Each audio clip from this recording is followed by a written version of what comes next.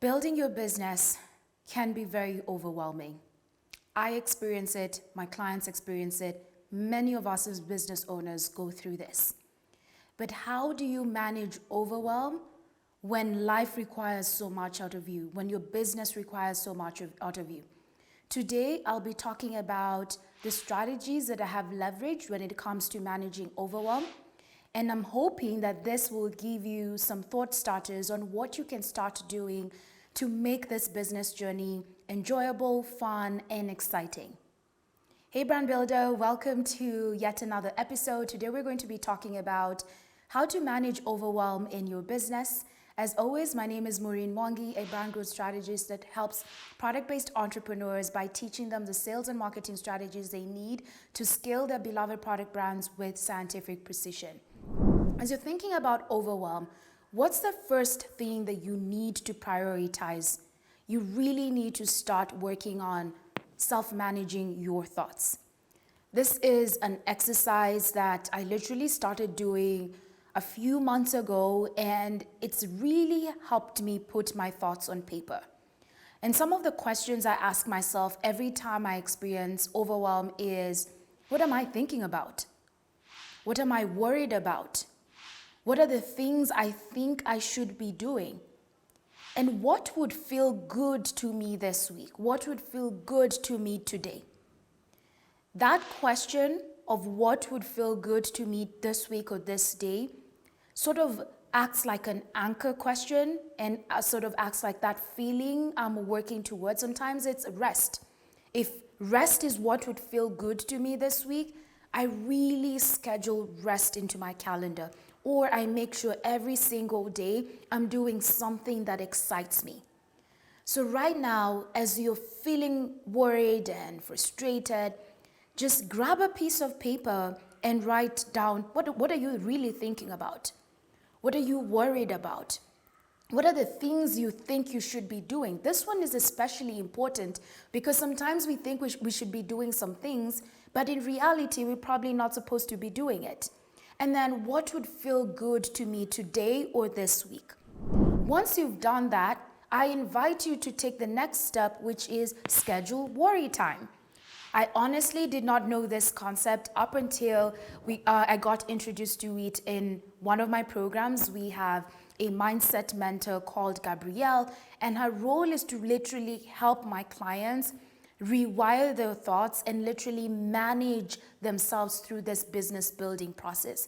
Helps them weed out the obstacles. And one of the biggest obstacles that shows up in business is worrying.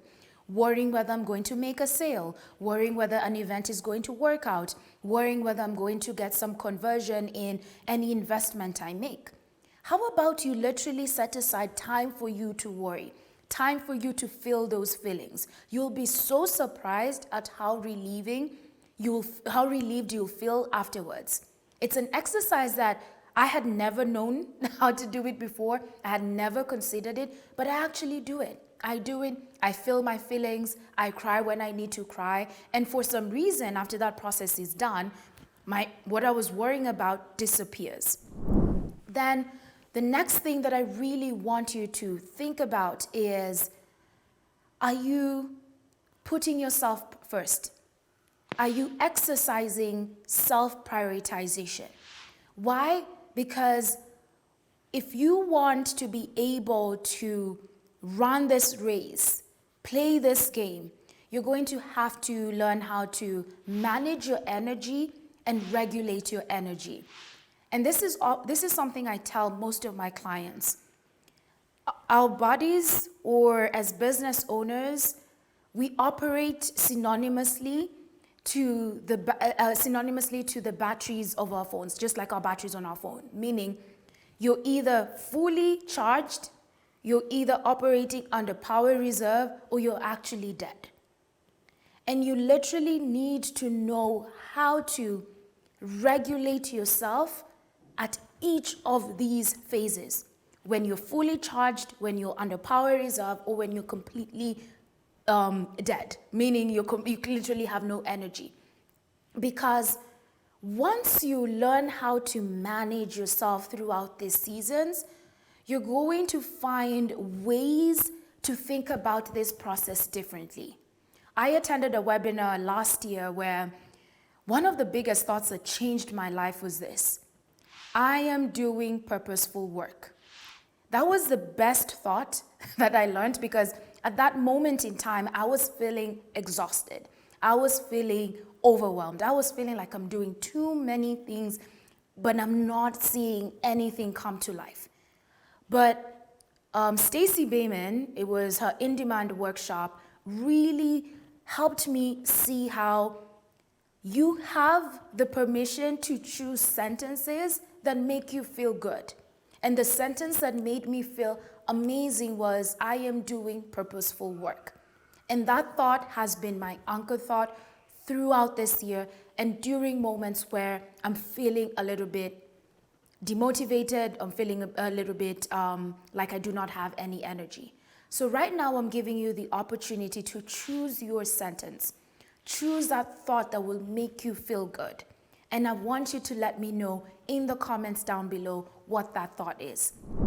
And the last thing when it comes to managing overwhelm is, I want you to be radically honest with yourself.